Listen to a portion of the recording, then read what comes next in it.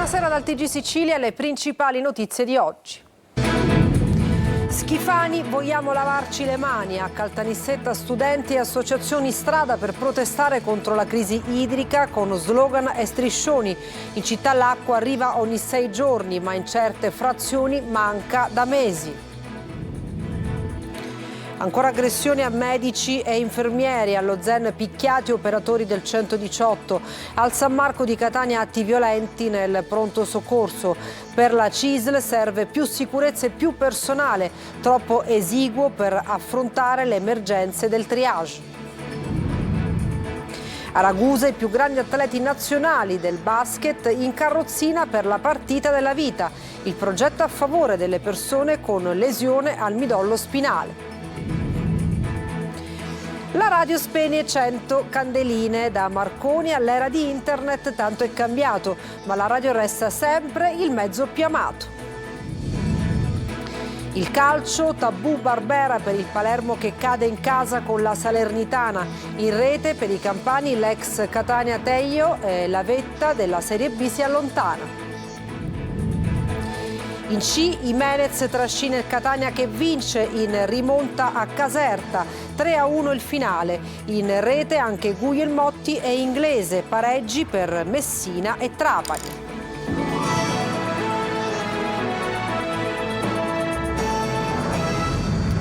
Bentrovati. In apertura la crisi idrica, la Sicilia ancora in emergenza, la situazione più complicata a Caltanissetta dove l'acqua scorre a turni di 6 giorni, ma in certe frazioni non arriva da mesi.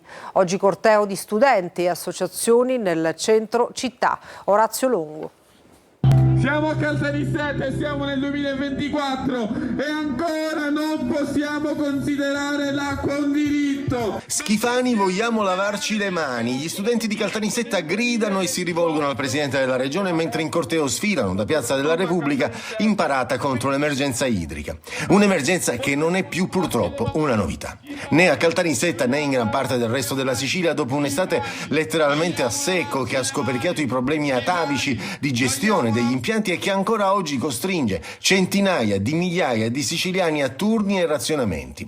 Come quelli del capoluogo nisseno dove l'acqua in città scorre a turni di 6 giorni, ma in alcune frazioni non arriva addirittura da mesi. E il costo delle autobotti è raddoppiato quando non triplicato. Insomma, l'acqua vale più dell'oro. E la tensione sociale non accenna a diminuire. L'emergenza è troppo seria per concedersi pause, spiega il comitato composto da studenti liceali e universitari, assieme a loro anche rappresentanti politici e associazioni.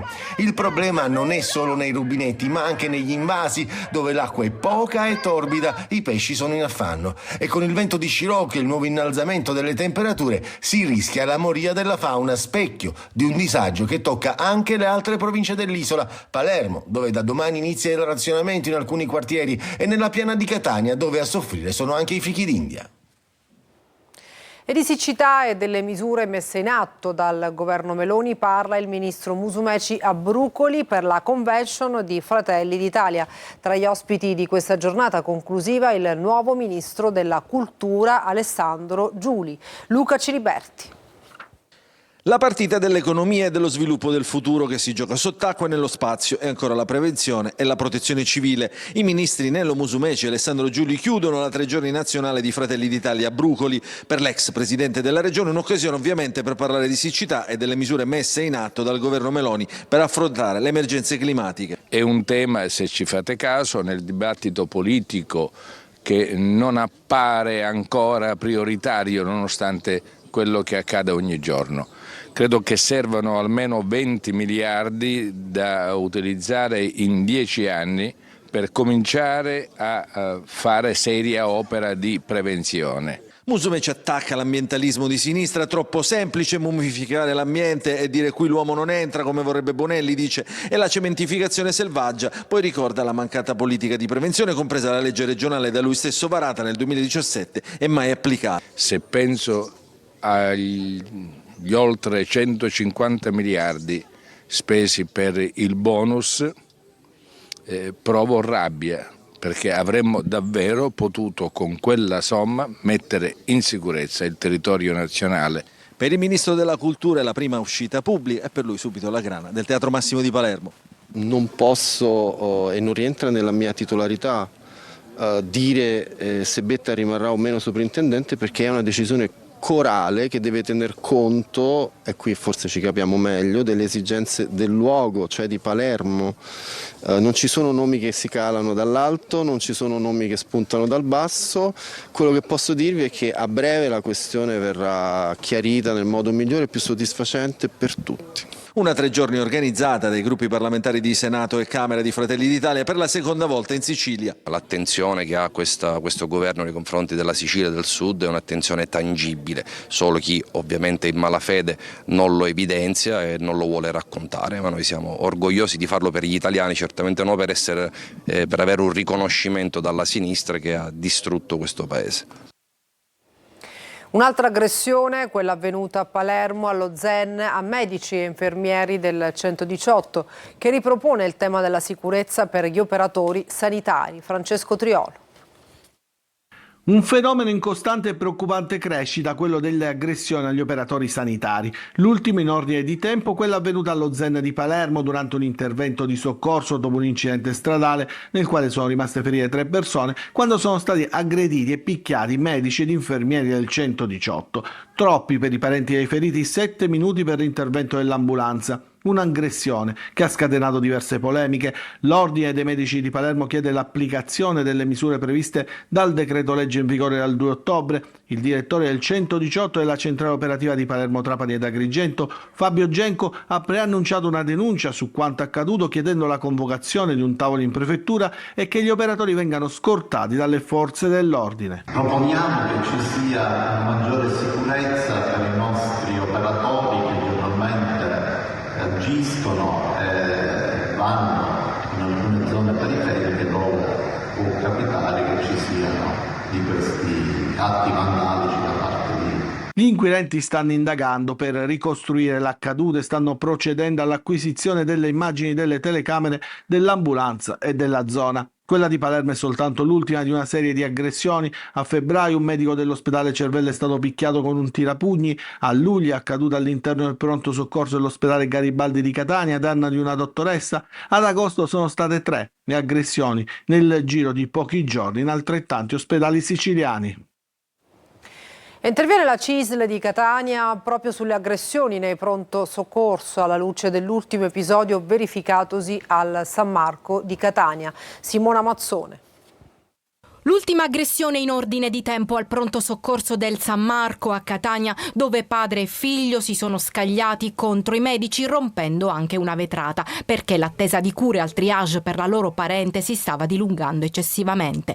Non si tratta del primo episodio e probabilmente non è nemmeno l'ultimo, ma è certo che vicende come questa accendono i riflettori sulla mancanza di sicurezza nei presidi ospedalieri, dove medici, infermieri e personale sanitario non sono al sicuro, spesso oggetto di escandescenze da parte di utenza stremata dalle attese. Dall'inizio dell'anno sono 26 le aggressioni denunciate al San Marco e 4 al Policlinico.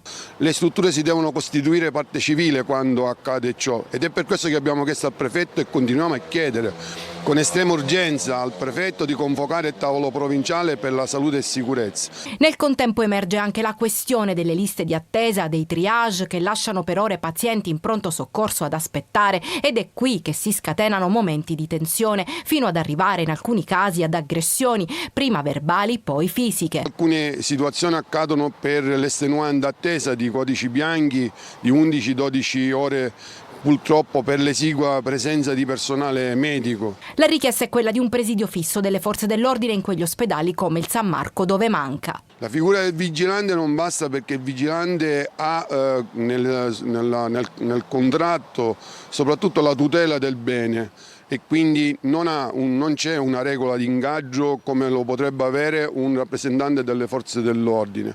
Altro punto su cui si batte il sindacato è ottenere maggiore tutela da parte del presidio ospedaliero verso i propri dipendenti, che in caso di aggressione devono pagare da sé cure e legali. E tra i 21 nuovi cardinali annunciati oggi da Papa Francesco ci sono anche 4 italiani. Uno di loro è siciliano, si tratta di Monsignor Baldassar Reina, nato a San Giovanni Gemini in provincia di Agrigento.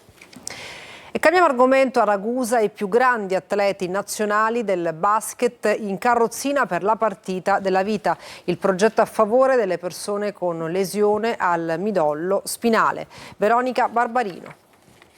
In campo non esistono distinzioni e l'unica misura del valore è proprio il campo. L'evento sportivo, la partita della vita, incarna questo pensiero. Dà valore a chi, magari in una frazione di secondo, ha perso la capacità di muovere le gambe, ma non per questo si è arreso. Ragusa ha accolto i più grandi atleti nazionali del basket in carrozzina per il progetto a favore delle persone con lesione al midollo spinale, promosso dall'Assessorato regionale della salute in collaborazione con l'azienda Ospedali Riuniti Villa Sofia Cervello, l'ASP 6 e la Federazione delle Associazioni Italiane dei Paratetraplegici. Siamo contenti di partecipare a questo evento, siamo contenti di portare comunque dei messaggi positivi, no? Dei messaggi attraverso lo sport, che poi è la nostra passione, quello che facciamo, del fatto che comunque di cercare sempre di inseguire i propri sogni, di lottare per quelle che sono le proprie ambizioni, indipendentemente dalle difficoltà che la vita ti può mettere davanti, no? Quindi siamo contenti di essere qui e vogliamo vederci questa serata tutti insieme. Una serata di festa per l'iniziativa che coniuga benessere e valore sociale, il cui ricavato sarà devoluto sia alla FAIP Sicilia per le sue attività a favore delle persone con lesione al midollo spinale, che all'implementazione e la divulgazione dello sport nelle persone diversamente abili del territorio ebleo. Partite affascinanti, dopo 5 minuti non ti accorgi più che esiste la carrozzina, ma queste persone che fanno evoluzioni incredibili, a dimostrazione lo sport è vita e bisogna farlo, soprattutto queste persone li aiuta a uscire fuori dall'isolamento e uscire fuori dall'isolamento mentale e fisico. Un cannolo con le ruote, la creazione di uno youtuber di Enna che, partendo da un monopattino elettrico, ha realizzato questa opera ammirata da tutti per diffondere il bello della Sicilia. Oggi l'abbiamo intercettato tra i vicoli di Ortigia a Siracusa. Francesco Loi. E come avete ben capito, ho deciso di costruire un motocannolo sul mio monopattino. Detto, fatto. Ed ecco a voi il cannolo con le ruote. Sì, in Sicilia non manca nulla e lo capiamo anche così. È l'invenzione di Ugo, youtuber ennese innamorato della sua regione. Con questo cannolo gigante sta catturando tutti. Oggi è in giro per Ortigia, a Siracusa. Orgoglioso di questa grande invenzione perché io tengo la Sicilia nel cuore. Per costruirlo, tanta pazienza. L'ingrediente principale, la fantasia. Tutto completamente fatto a mano, con una base di polistilene, legno, c'è un'anima d'acciaio, poi la vetroresina. Io volevo sempre fare qualche cosa che mi distinguesse. Tutto questo per dire al mondo che il marchio della Sicilia non sono mafie e lupara, ma tanto altro, come un buon cannolo. Ma questa non è l'unica creazione dedicata alla sua terra. Ho realizzato per esempio un'isola a forma di Sicilia e ho navigato sopra un lago, una barca idromassaggio a dondolo, tutto in stile siciliano, un carrettino siciliano acquatico. E mentre qui tutti mangiano con gli occhi questo mega cannolo, Ugo ritaglia qualche minuto per gustarne uno, un po' più piccolo, ma vero. Viva la Sicilia!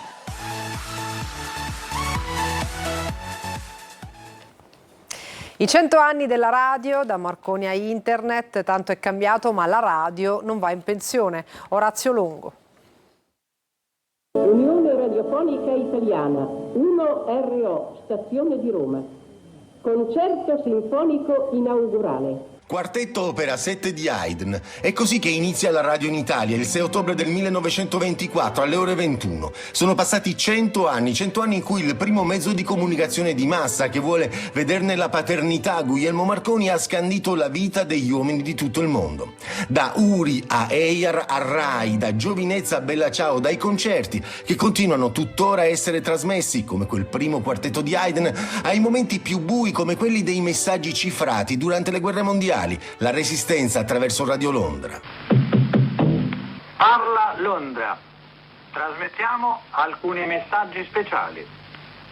felice non è felice. La radio piace molto agli intellettuali che a partire dalla fine degli anni '20 non fanno mancare i loro contributi, da D'Annunzio a Pirandello sino a Umberto Eco e tanti altri ancora. Intellettuali e parodie come quelle più recenti di Fiorello. Baldini, lei dice studio, ma per studio intende il locale dove il professionista svolge l'attività oppure l'atto dello studiare?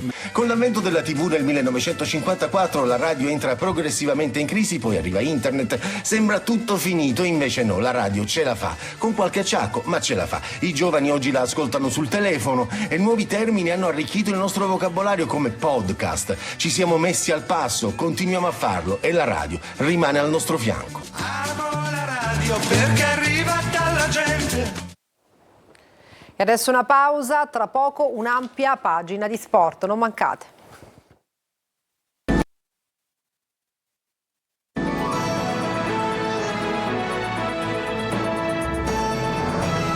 Bentornati al TG Sicilia, siamo al calcio, la Salernitana sbanca il Barbera battendo per 1-0 il Palermo nel derby del Sud, nell'8ª giornata di Serie B, al 21esimo del primo tempo il gol decisivo di Teio. Marco Gullà. Una prova incolore, senza mordente, senza anima. Il Palermo è la maledizione del Barbera, rosanero che perdono per 1-0 contro la Salernitana. Decisivo questo gol di Teio al 21esimo del primo tempo, palla spiovente che si infila all'angolino. È il gol che vale i 3 punti per i campani e una nuova delusione per il Palermo che ha provato a pareggiarla fino alla fine non riuscendoci. Il passo del gambero, sia a Bolzano contro il Sud Tirol era arrivata una vittoria convincente, contro la Salernitana il Palermo è nuovamente tornato sulla terra. Nei primi 45 minuti, nonostante la coppia offensiva Brunori-Ledaron, si è visto probabilmente il peggior Palermo della stagione, a lungo confuso e in ombra contro una Salernitana in palla, solida e abile a tenere il possesso palla.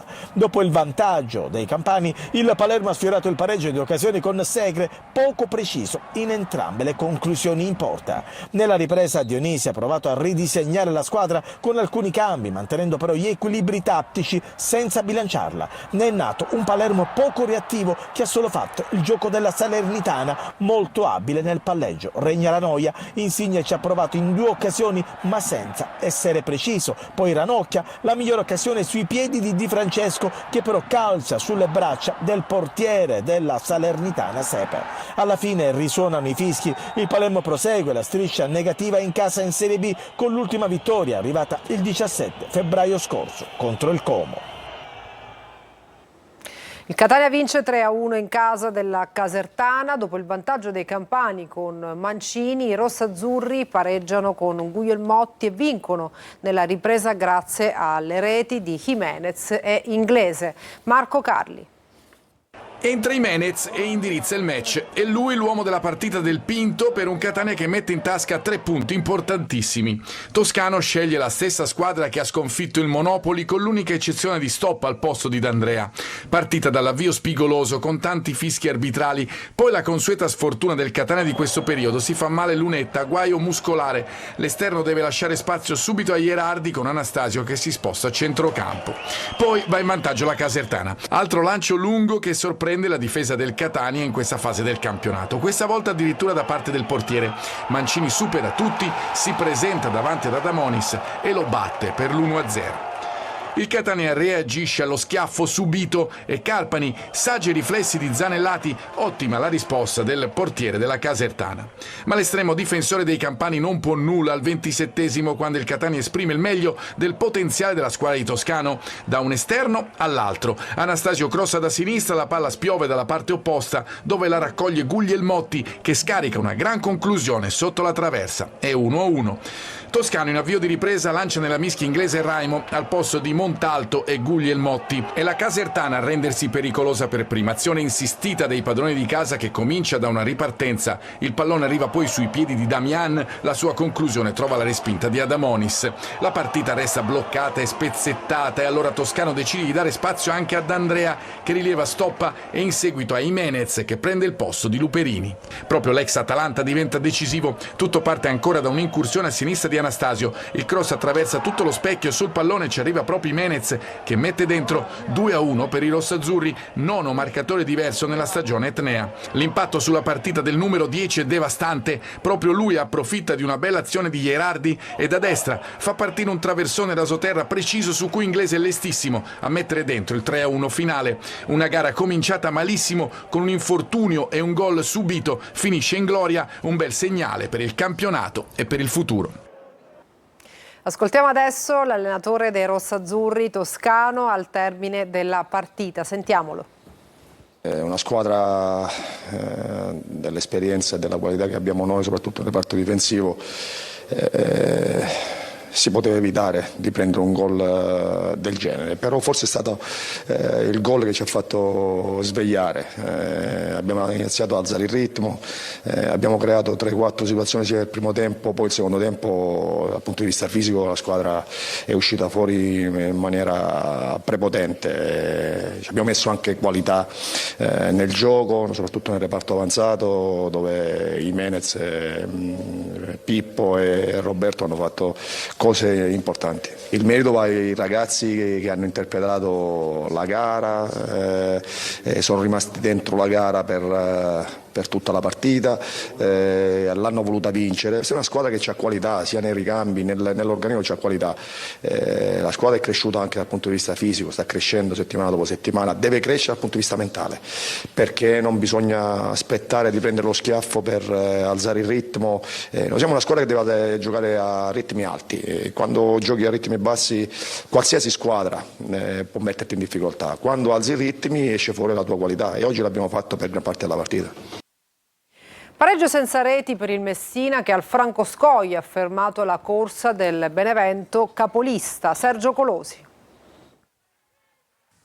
La prestazione positiva c'è stata, il risultato in parte, ma anche tanta sfortuna. Il Messina ferma la capolista Benevento dell'ex Gaetano Auteri. Per la prima volta in 8 giornate non incassa gol, ma il record di Legni perché ne colpisce 3, uno invece per i campani. Partita equilibrata, grande impegno e risultato giusto. Primi 6 minuti da incubo per la squadra di Modica che dà fiducia a Krapikas, subito pronto su Perlingeri. Ci provano anche la Meste ancora Perlingeri. Il Messina esce alla distanza e nel finale di primo tempo Ortisi colpisce il primo palo senza volerlo perché il suo cross mancino si allunga fino a sbattere sul legno. Nella ripresa tocca a Simonetti cogliere la base del palo al culmine di un'azione originata da un tentativo di Manconi. Cresce Petrucci e anche il Messina che al 29esimo con Petrungaro colpisce il secondo legno. Fisicamente più brillanti i peloritani che al minuto 34 con Anatriello collezionano il terzo palo. Finale del Benevento con Manconi che di testa trova l'esterno della rete, ma per il Messina sarebbe stata un'altra beffa casalinga. Pareggio in trasferta del Trapani contro il Sorrento, granata per quasi tutta la ripresa in 10 per l'espulsione di Benedetti. Franco Camarrasana. Pareggia 1-1 il Trapani contro il Sorrento e gli è andata anche bene perché è costretto a giocare per quasi tutta la ripresa in inferiorità numerica. A rammaricarsi del risultato il Sorrento che ha avuto la colpa di non aver saputo approfittare del vantaggio e delle poche occasioni che gli si sono presentate. È stata la classica partita sporca con le due squadre a tentare di avere il sopravvento a centrocampo dove il Sorrento ha fatto meglio del Trapani. Già al sesto l'ex Granata Antonino Musso costringeva di testa Seculin ad alzare la palla sopra la traversa. Al quarto d'ora però, sempre di testa, l'attaccante di Partinico portava la sua squadra in vantaggio sugli sviluppi di un angolo. Alla mezz'ora comunque il Trapani riequilibrava il risultato su un calcio di punizione. Bravo Silvestri a deviare di testa la palla in rete. Al 47esimo però ancora Seculin costretto ad alzare la palla in angolo stavolta su un tiro di Guadagni. Ripresa nervosa e tutt'altro che bella. Al nono Benedetti, già ammonito, si faceva espellere per un intervento su Guadagni ed iniziava quindi l'assalto del Sorrento.